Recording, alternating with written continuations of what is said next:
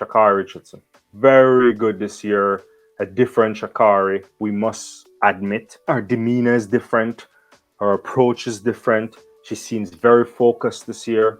And it's good to see. I mean, I know some people don't like her bravado, her style. It is what it is. She transcends the sport. And a lot of times when people transcend the sport, you want them to transcend the sport when they have a host of accomplishments behind their name. And she doesn't have that yet, but she could very well get to that point. Talent is not an issue. We know she's very talented from her time at LSU.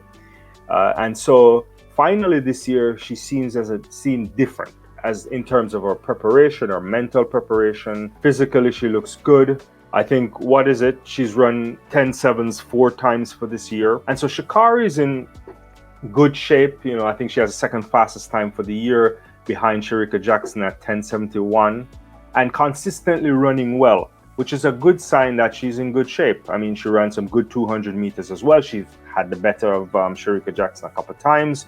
And we can talk about whether there's strategy behind that or not, but she's running with the big girls and she's doing well there.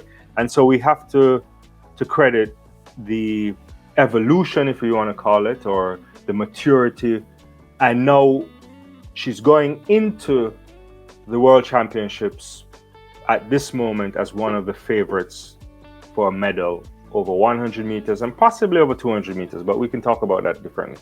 But certainly over 100 meters, you would anticipate that she would be doing good. The only questions that we can have about Sha'Carri at this stage, and it's the same questions we would put to people who haven't run at a major championship, is how would you handle that stage? Because it's different from running a national championship, even though the United States National Championships is extremely competitive and one of the biggest things on the planet. And so you have to think about how you manage the rounds, right? How efficient you are. She's been running extremely fast all season, so maybe she's consistent around 10.7s. You might have to run faster than that, in my opinion, to win on a good night in Budapest. And so we'll have to see.